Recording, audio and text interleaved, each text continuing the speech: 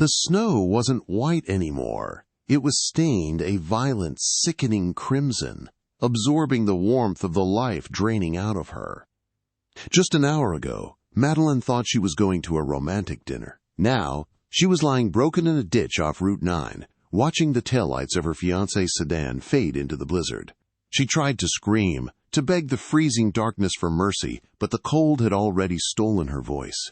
She closed her eyes, accepting the end. But death didn't come. Instead, the low growl of a W-12 engine cut through the wind, and a pair of blinding xenon headlights swept over her grave. The devil had arrived, but tonight he was her only angel. The bitter wind of a New York January didn't just bite, it chewed. It gnawed at exposed skin with invisible teeth, turning the world into a monochromatic nightmare of gray sky and white ground. Madeline Cora lay tangled in the underbrush near the frozen embankment of the Sawmill River Parkway.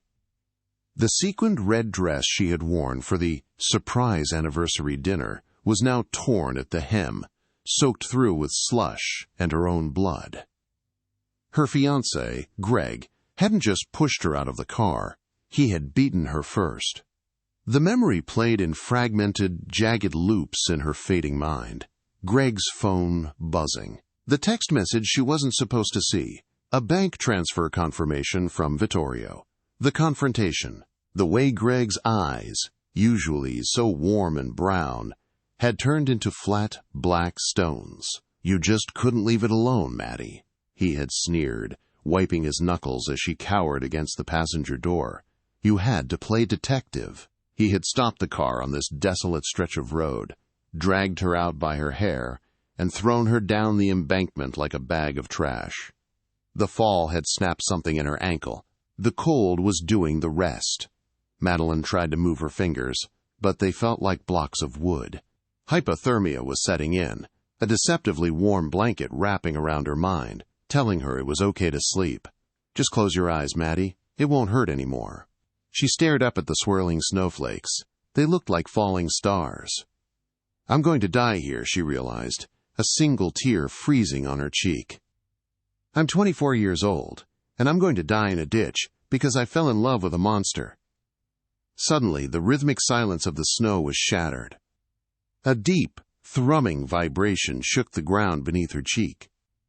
It wasn't the erratic whine of a passing commuter car. It was the heavy, authoritative purr of a machine built for power. Tires crunched over gravel nearby. A door slammed, heavy, solid, expensive.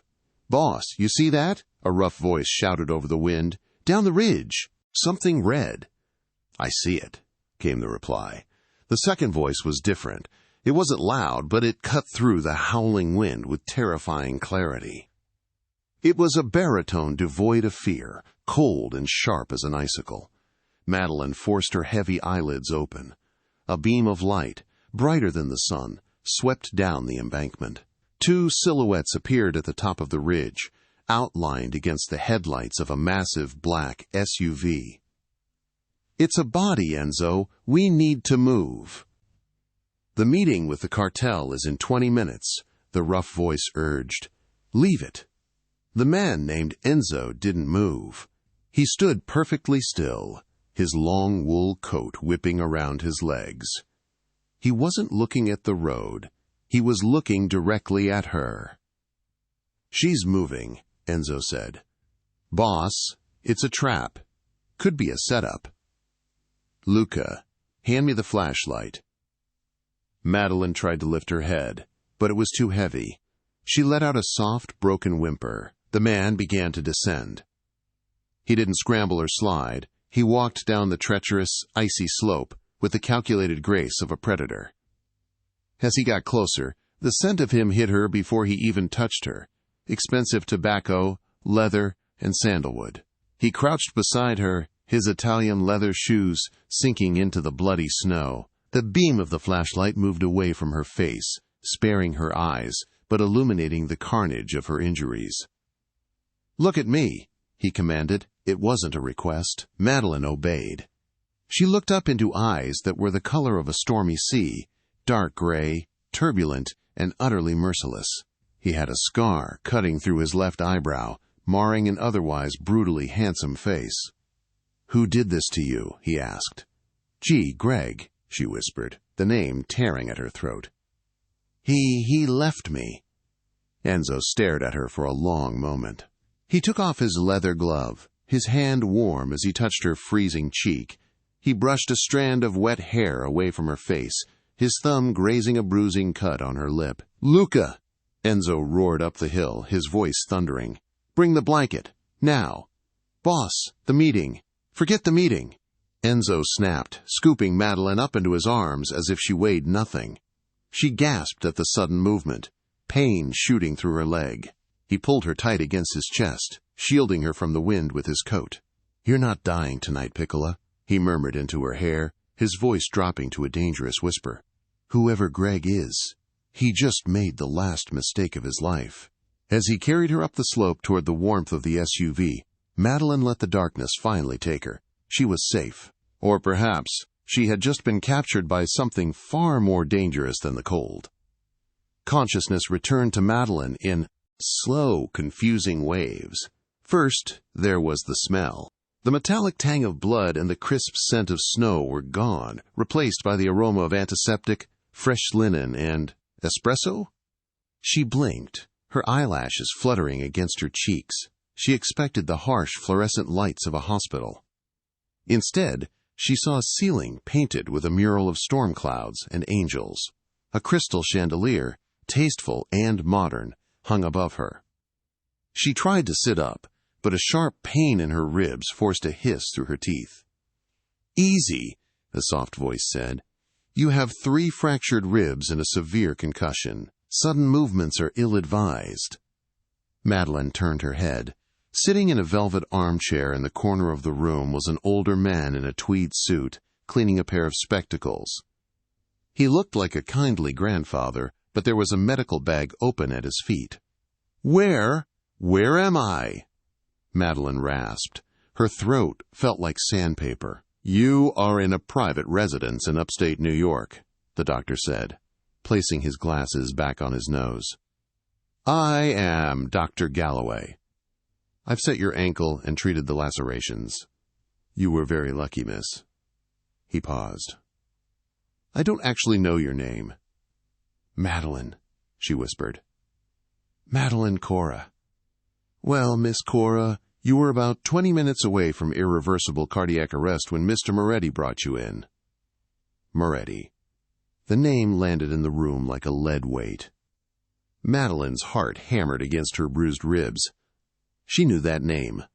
Everyone in the city who read the crime columns knew that name. Lorenzo Enzo Moretti, the head of the Moretti crime family. They owned half the construction firms in the city and all of the docks. She had been saved by the dawn. Is he here?" she asked, gripping the silk sheets. "He is," Dr. Galloway said, packing his bag, "and he is anxious to speak with you. But I told him you need rest." The heavy oak door creaked open. Madeline flinched. Standing in the doorway was the man from the snow. Without the bulky winter coat, he was even more imposing. He wore a charcoal suit that fit his broad shoulders perfectly, the top button of his white shirt undone, revealing a glimpse of a tattoo on his collarbone. "Thank you, Doctor," Enzo said. His voice was smooth, like whiskey poured over jagged rocks. "Leave us."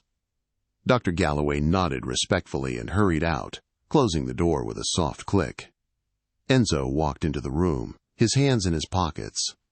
He didn't come to the bedside immediately. Instead, he walked to the window, looking out at the snow-covered grounds. "Do you know how much blood you lost, Madeline?" he asked, not turning around. I don't know," she stammered. "Enough to kill a grown man." Enzo turned, fixing her with that intense gray stare. "My upholstery will never be the same." He said it with a dry, dark humor that made her unsure if she should apologize or scream. "I'm sorry," she said instinctively. Enzo chuckled darkly and walked toward the bed. He pulled up the chair the doctor had vacated and sat down, leaning forward, elbows on his knees. "Don't apologize for bleeding, Madeline. Apologize for having terrible taste in men." His eyes narrowed. "My men ran a background check on you while you were unconscious. You're a paralegal. Clean record. No family in the state. And your fiancé, Greg Tilden." Madeline flinched at the name. "Greg is a low-level accountant for the city council," Enzo continued, watching her face closely. "Boring job. Boring life." "So why did a boring accountant beat his fiancée half to death and dump her in my territory?" Madeline looked down at her hands. They were bandaged. "I found something." "What did you find?" "A laptop," she whispered. He left it open. There were spreadsheets. Money laundering. Huge amounts moving through a shell company called Omnicorp. And there were emails talking about a hit. Enzo went rigid. The air in the room suddenly felt 10 degrees colder. "A hit on who?" Enzo asked, his voice lethally quiet. "I don't know the name.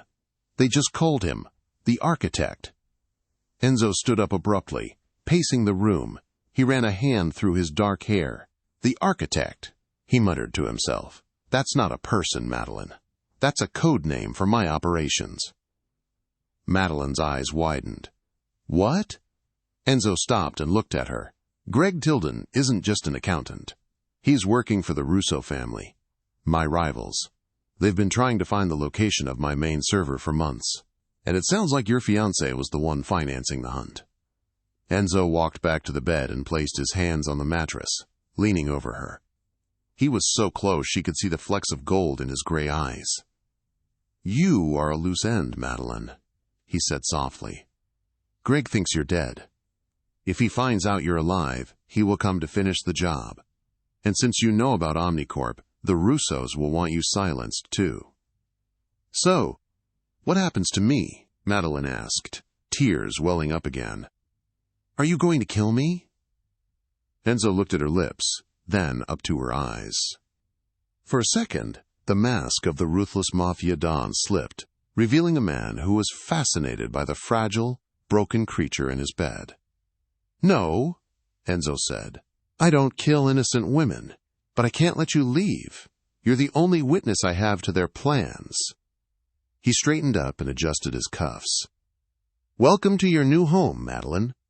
You're under my protection now. Until I burn the Russo family to the ground, you belong to me." 3 days passed. Madeline was confined to the guest wing, a suite of rooms larger than her entire apartment had been. The luxury was suffocating. Every meal was gourmet, delivered by a silent maid named Greta. Every need was met, except for her freedom. She saw Enzo only in passing. He was a ghost in his own house, always on the phone, always surrounded by armed guards. But she felt his presence everywhere. On the 4th night, the silence of the mansion was broken.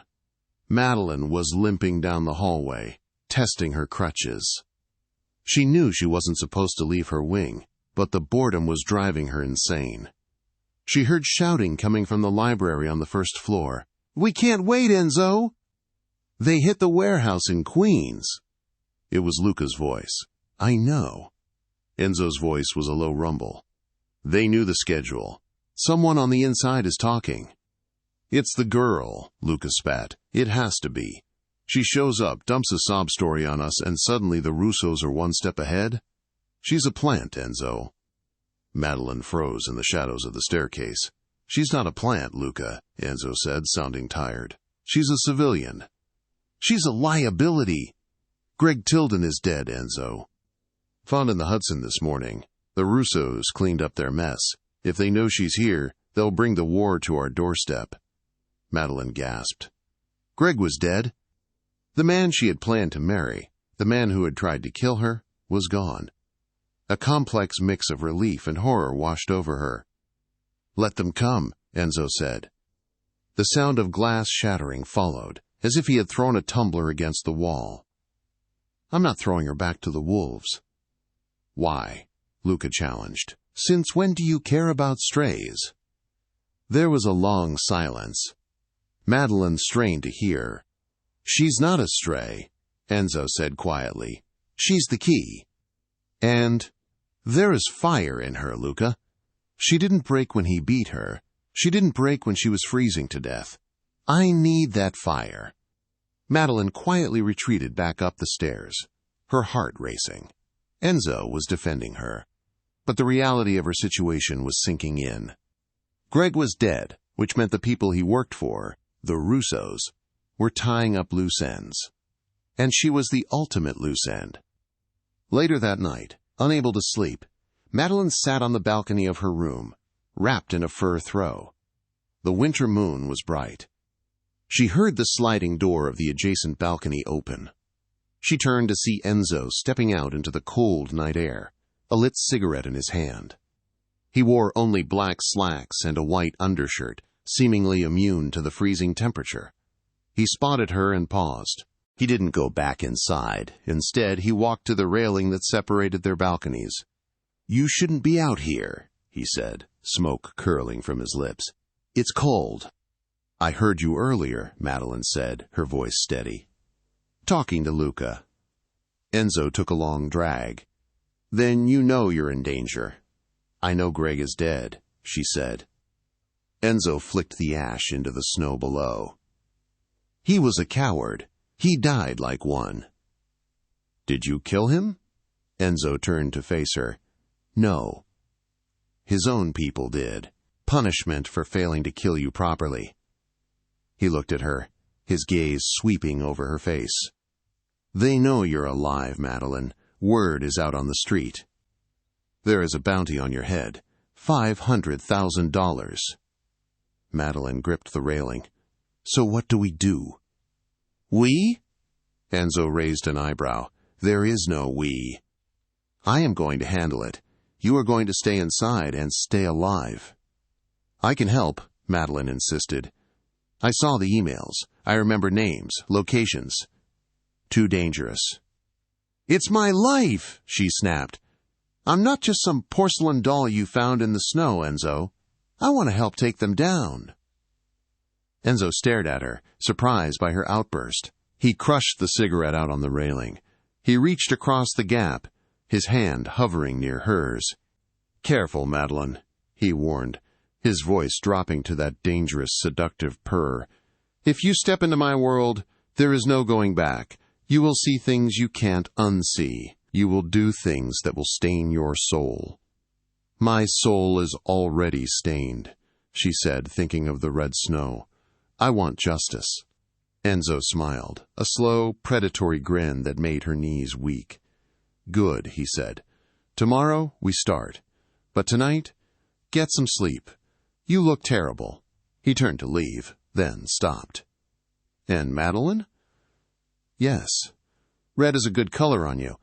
But next time, wear something bulletproof." The following week was a blur of activity.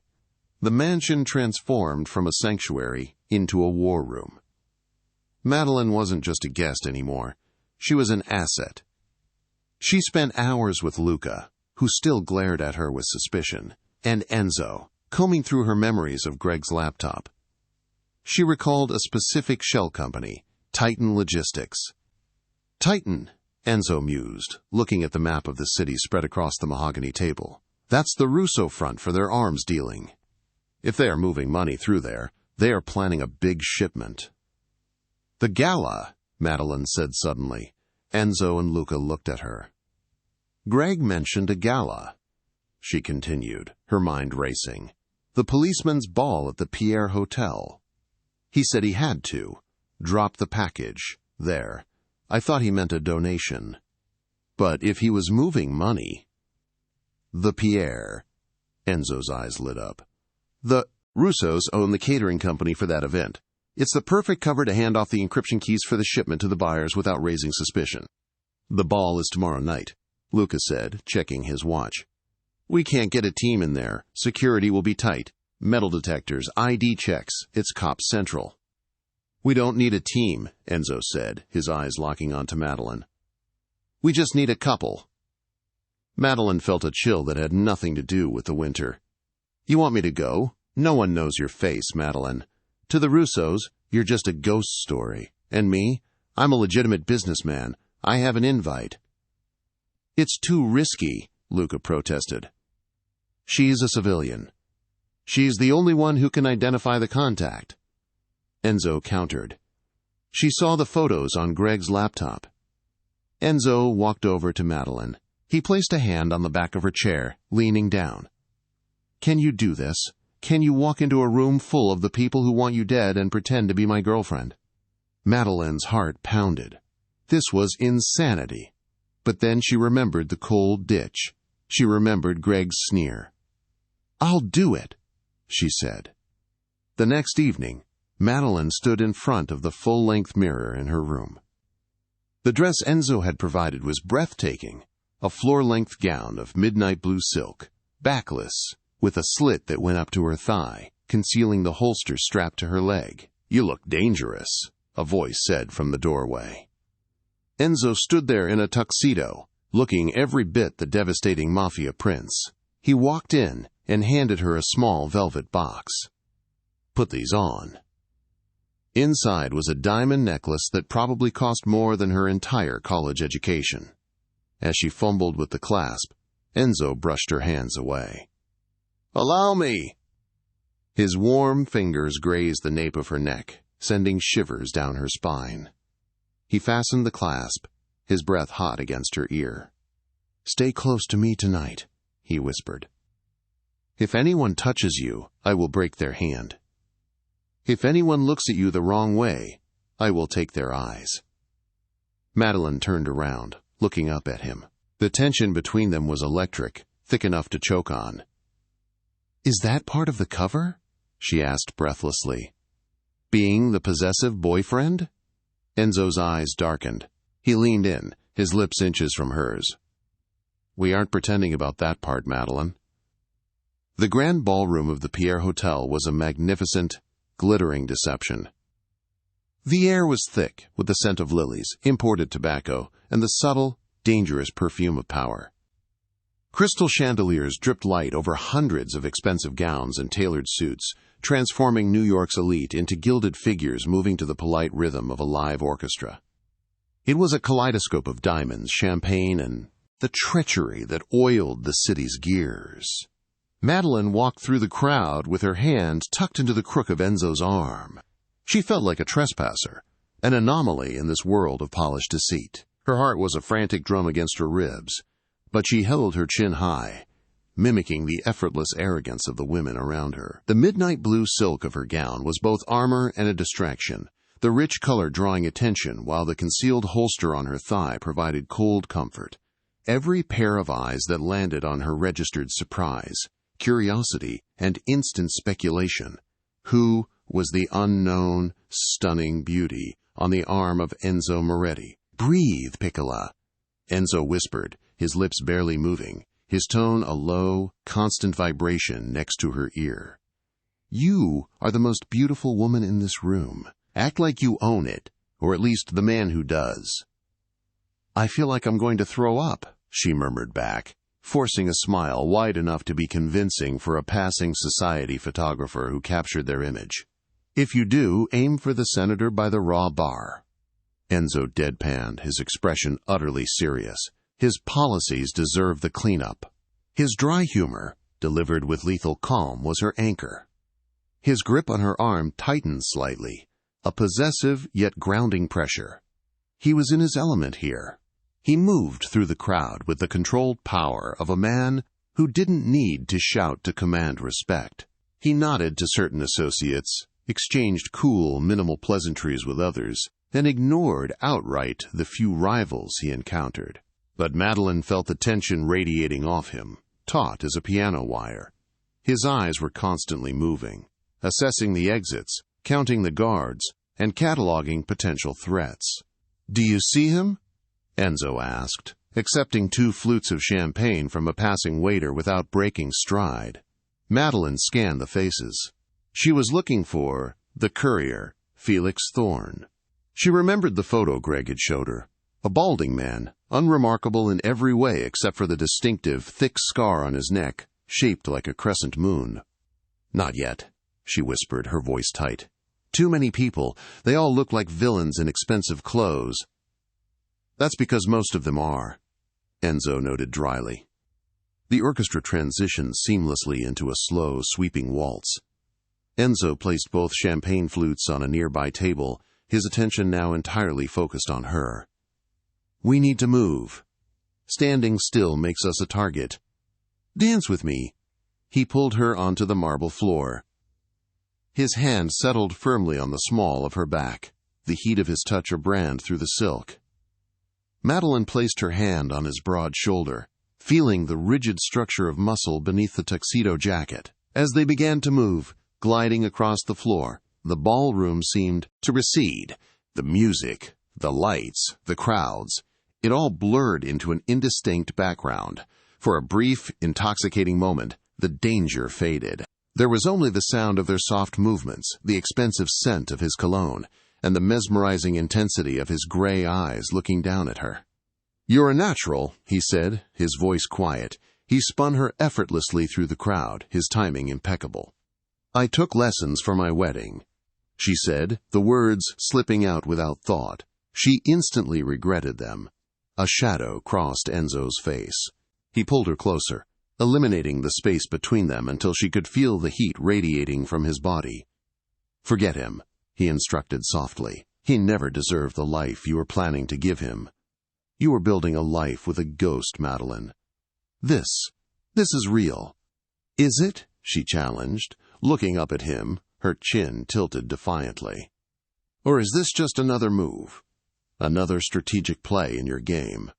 Enzo's expression softened slightly, a flicker of vulnerability cracking his armor. This part isn't a job, he assured her. Just as the music swelled, Madeline's attention snapped past his shoulder. Near the heavy, draped velvet curtains leading to the terrace, she saw him, a balding man in a poorly fitted, too shiny suit, nervously adjusting his cufflink. And there, stark and visible above his collar, was the crescent-shaped scar. Enzo, she hissed, her urgency cutting through the music. 3 o'clock, by the curtains. That's him, Felix Thorne.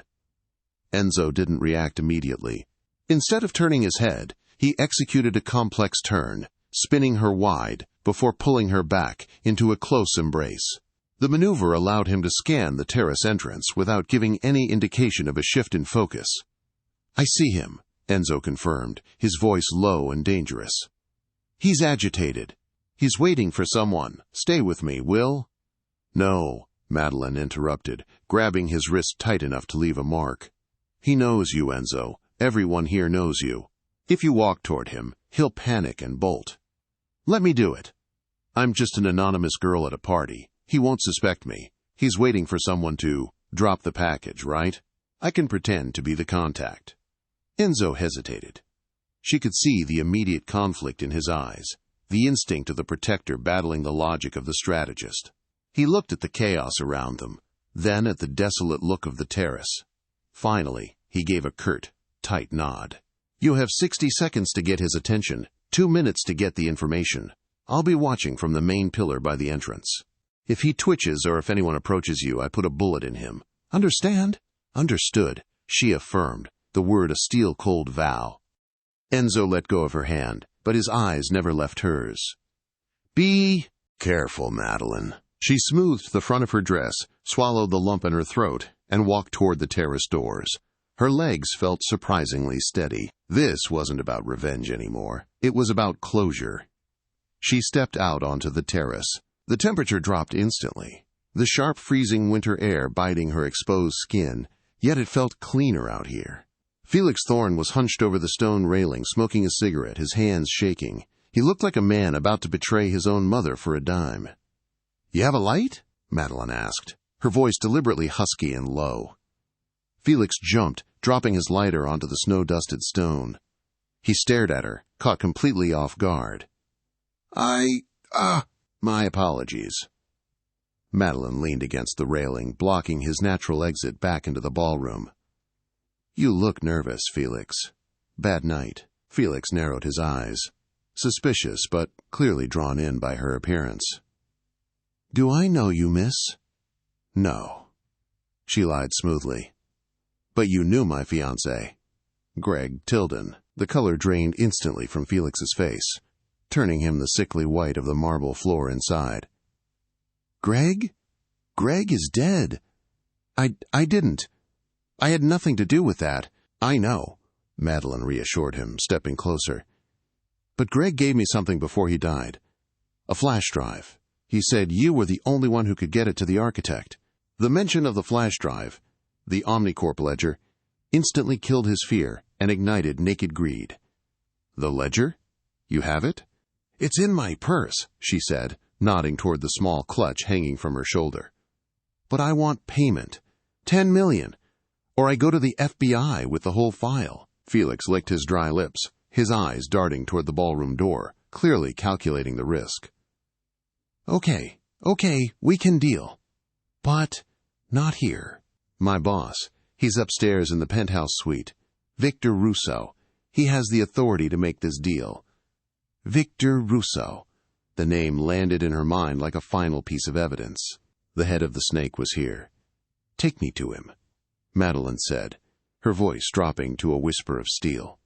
Felix reached out a sweaty hand to grab her arm, but suddenly, the thick glass door leading back into the ballroom shattered inward with a roar. A laser dot, pinprick red, appeared instantly on Felix's forehead. Get down, Enzo's voice roared from the doorway, distorted by the chaos. Madeline threw herself backward just as a sniper round, silenced but powerful, obliterated Felix Thorne's head. He collapsed onto the railing, his body instantly lifeless. Chaos erupted inside the ballroom as the screams began. Muzzle flashes erupted from the roof of the building adjacent to the hotel. Enzo was instantly beside her, pulling her close, his handgun firing blindly toward the rooftop where the sniper was perched. We're compromised! Enzo shouted over the din. It's a setup. Russo knew we were coming. Luca, what's your status? He's upstairs, Madeline screamed, the scent of gunpowder and blood mixing with the cold air. Felix said Russo is in the penthouse.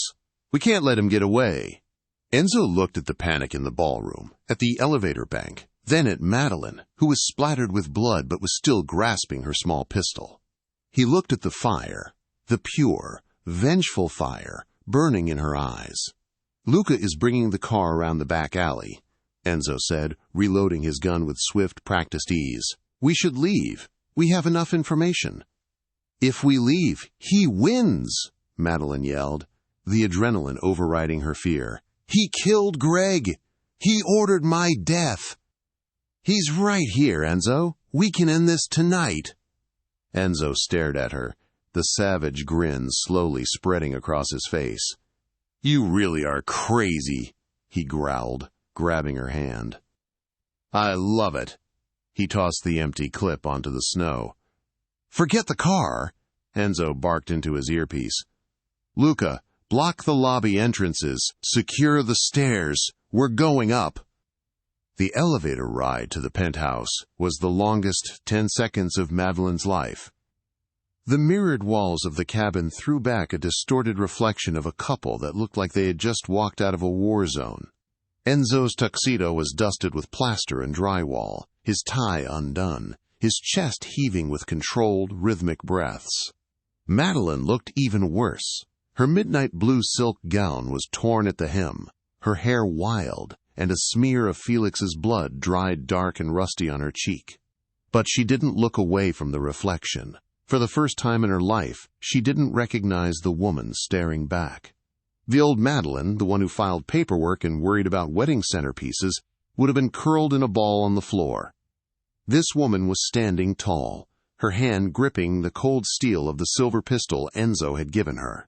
Enzo stood in front of her, shielding her, even in this enclosed space. He watched the digital numbers tick upward, 38, 39, 40, with the focus of a bomb disposal technician.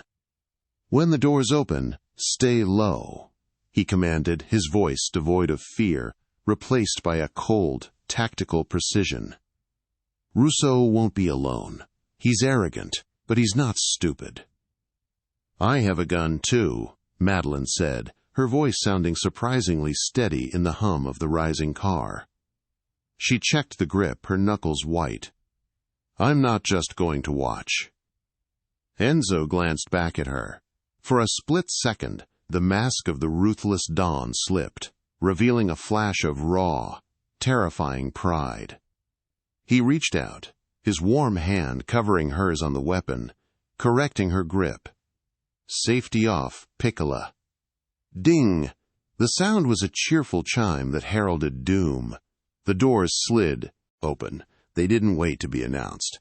Enzo surged forward like a panther released from a cage, firing 2 shots in rapid succession. The silenced thwip-thwip was barely audible over the rush of adrenaline in Madeline's ears. 2 guards, standing at the end of the long, marble hallway, dropped before they could even raise their submachine guns, crumpled like discarded marionettes. "Clear," Enzo barked, moving toward the double mahogany doors at the end of the corridor. He didn't run, he flowed. He moved with a lethal economy of motion that was terrifying to behold. Madeline followed close behind him, sweeping the pistol left and right as he had instructed, her heart hammering against her ribs like a trapped bird. Enzo reached the doors. He didn't bother with the handle. He raised his leg and kicked the lock, the wood splintering with a deafening crack as the doors swung inward. The penthouse was a monument to excess. It was a sprawling, open-concept space dominated by white leather, chrome, and floor-to-ceiling glass that offered a panoramic view of Central Park under the snow. It was beautiful, sterile, and cold. Sitting on a massive white sectional in the center of the room was Victor Russo. He was a grotesque contrast to the sleek surroundings, a massive, obese man in a silk shirt that strained against his bulk, sweat shining on his receding hairline. He held a snifter of brandy in one hand, his other hand resting casually on the knee of a terrified-looking woman who scrambled away as Enzo entered. Standing around him in a protective semicircle were 4 heavily armed bodyguards, their weapons trained on the door. "Moretti." Russo smiled, though the expression didn't reach his piggy, dark eyes. He took a slow sip of his brandy. "I wondered how long it would take you to get through my dogs downstairs." "You're making a mess of my hotel, Enzo." "Russo." Enzo stepped fully into the room, his gun leveled at the center of Victor's chest. He didn't flinch at the 4 rifles pointed at him. Madeline stayed in his shadow, covering their flank, her breath caught in her throat. "You broke the truce, you killed a civilian, and you tried to kill my civilian." Russo laughed, a wet, wheezing sound that turned into a cough. He set the brandy glass down on a glass table. "Your civilian? Please, don't go soft on me, Enzo. The girl is a loose end. A liability." Russo's gaze shifted to Madeline, undressing her with a look of pure malice. "And tonight, I'm tying it off." Russo snapped his fingers. The sound was sharp, echoing off the glass walls. From the shadows of the kitchen, the hallway, and the master bedroom, 6 more men emerged. They were geared up, tactical vests, assault rifles. The ambush was absolute. They were outgunned 10-2. There was no cover, no exit. Madeline felt a cold dread wash over her, heavier than the snow. This was it. This was how they died. "Drop it, Enzo," Russo sneered, leaning back comfortably. "Or the girl dies first." "I'll make it slow. I'll make sure she feels every second of it. Just like I did with her boyfriend." Madeline's breath hitched, a sharp intake of air that drew Russo's attention. You killed Greg?" "Personally." Russo grinned, his teeth yellow in the dim light. He was squealing like a pig. "Begging for you, actually. Asking if we could trade you for him." Pathetic. The words hit Madeline like a physical blow. Greg hadn't just been murdered. He had tried to barter her life for his own until his last breath. The final illusion of the man she thought she loved shattered, leaving nothing but jagged edges. Enzo didn't lower his gun. His eyes were scanning the room, calculating trajectories, odds, angles. But even he knew the math didn't work. "Let her go, Victor," Enzo said quietly. The stillness in his voice was more terrifying than a scream. "This is between us. She walks out, she gets on the elevator, and I'll surrender. You can have me." "No!" Madeline screamed, grabbing Enzo's arm. "No! Enzo. Russo looked at them, amused. Touching, truly, but I think I'll pass. Why have one when I can kill you both and be the king of New York by morning? Russo raised his hand, signaling the firing squad. Kill them. Click. The sound didn't come from a gun. It came from the walls. Instantly, the penthouse plunged into absolute, suffocating darkness. The city lights outside were too far away to illuminate the room. The blackness was total. What the? Russo yelled, panic rising in his voice. Bang! Bang! Muzzle flashes ripped through the dark like strobe lights, blinding and chaotic.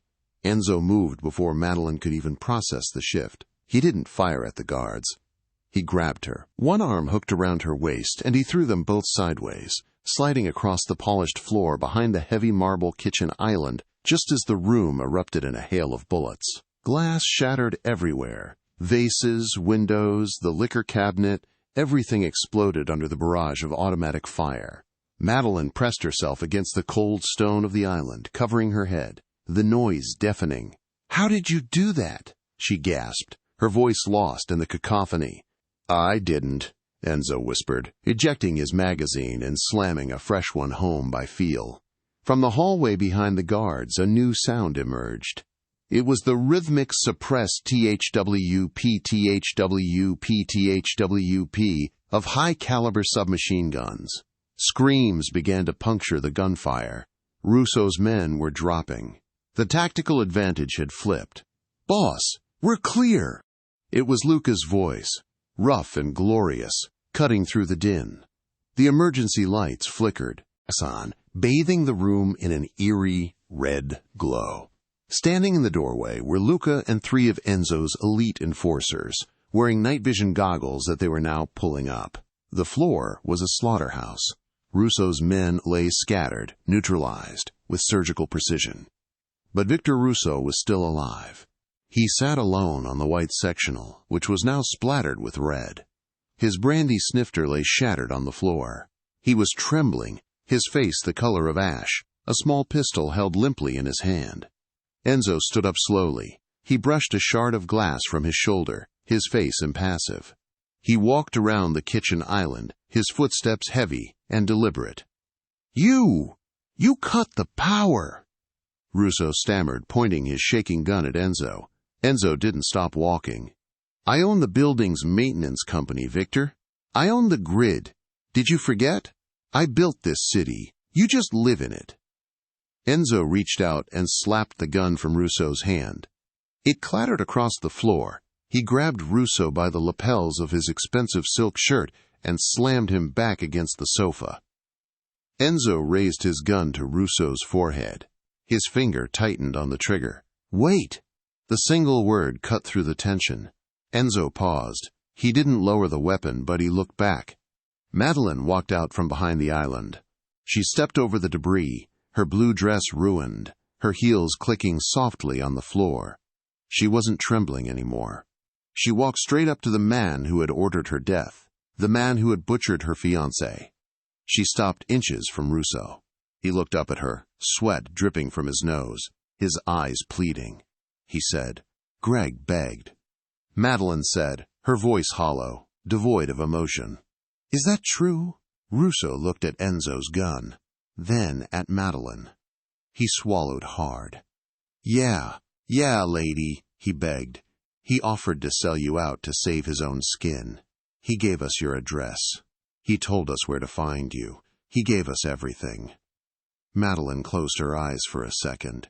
She exhaled a long, shaky breath. The ghost of Greg Tilden didn't deserve her grief. He barely deserved her memory. She opened her eyes. They were dry.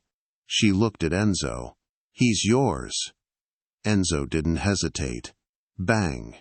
Victor Russo slumped back against the white leather, the stain spreading like a dark, blooming flower behind him. The silence that followed was heavy, smelling of cordite and copper. Enzo holstered his weapon. He walked over to Madeline, taking the gun from her limp hand and engaging the safety before handing it to Luca. Then he took her face in his hands, his thumbs wiping away the blood and soot. "It's over," he said, his voice low and urgent. "The architect, the Russos. It's done. They can't touch you now." Madeline looked around at the carnage, the shattered glass, the bodies, the red emergency lights. "Is it?" she asked, her voice trembling slightly. "Or is this just Tuesday?" Enzo paused. He looked at her with a brutal honesty. "For me, it's Tuesday," he admitted. "But for you, it doesn't have to be. You can walk away now, Madeline. I can give you a new identity. A house in Paris. A trust fund. You never have to see this again. You never have to see me again." He stepped back, giving her space, giving her a choice. Madeline looked at him. She thought about the safe life she had before. The paralegal job. The predictable commute.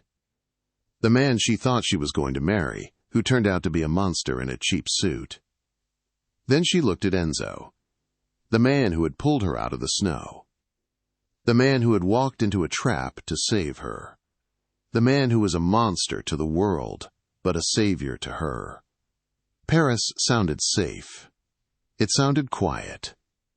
And it sounded incredibly, painfully lonely. "Paris sounds cold," she whispered. Enzo's eyes flared with a sudden, desperate hope. "Madeline."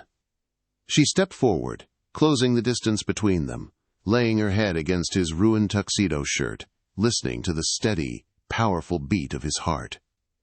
"Take me home, Enzo," she said softly. "Take me home."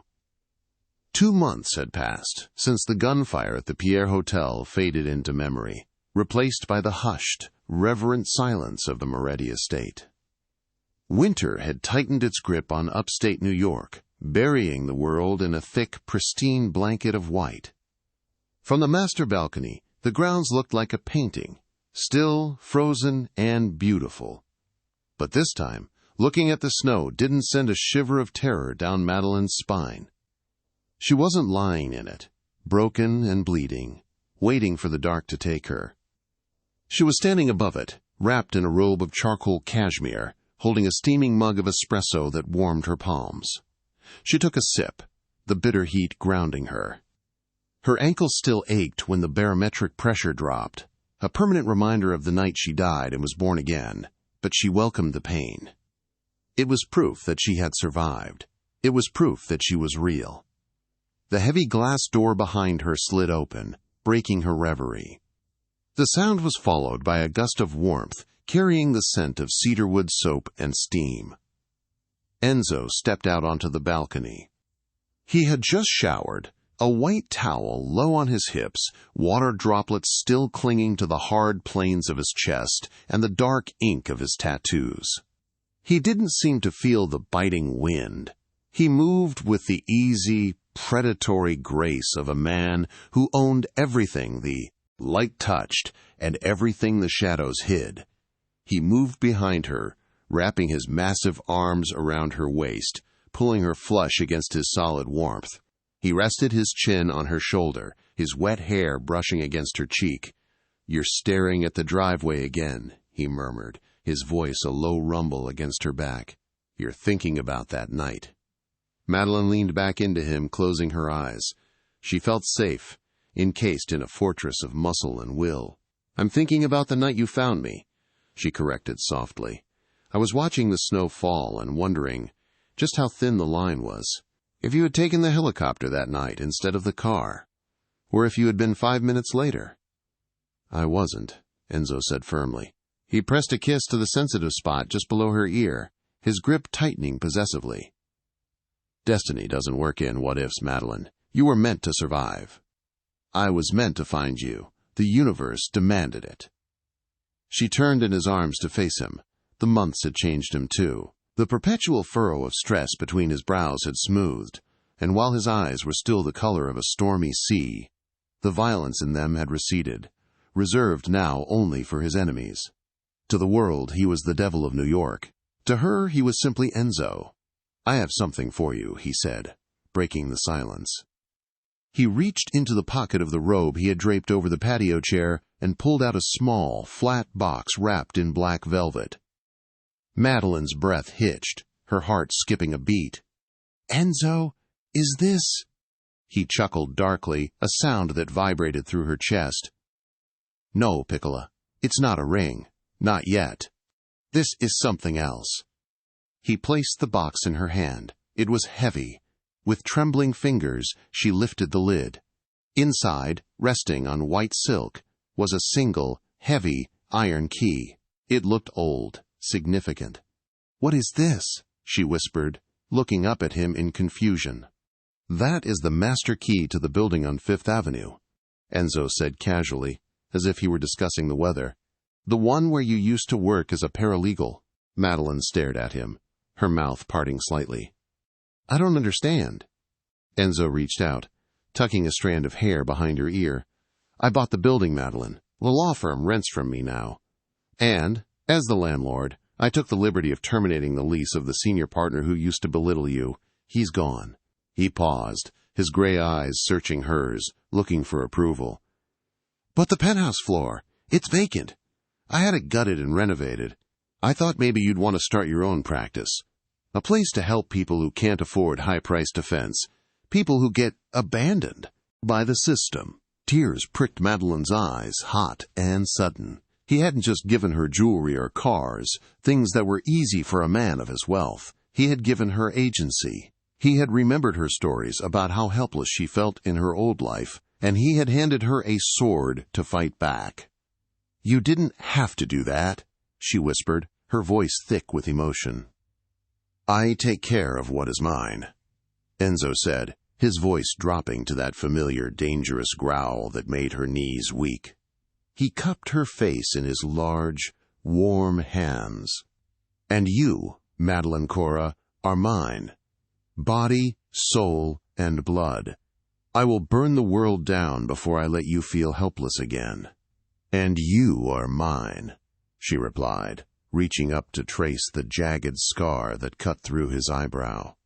She wasn't afraid of his darkness anymore. She loved the shadows just as much as the light. "My monster," Enzo smiled, a rare, genuine expression that reached his eyes. He leaned down, capturing her lips in a kiss that was searing and absolute. It wasn't the desperate, adrenaline-fueled kiss of survival they had shared at the pier. It was a promise. A vow sealed in winter and blood. "Let's go inside," Enzo whispered against her lips, lifting her effortlessly into his arms as if she weighed nothing. "It's cold out here." Madeline buried her face in his neck, inhaling the scent of him. "I don't feel the cold anymore," she smiled, clutching the iron key to her chest. "Not when I'm with you." The snow continued to fall outside, burying the past, covering the scars of the earth in white.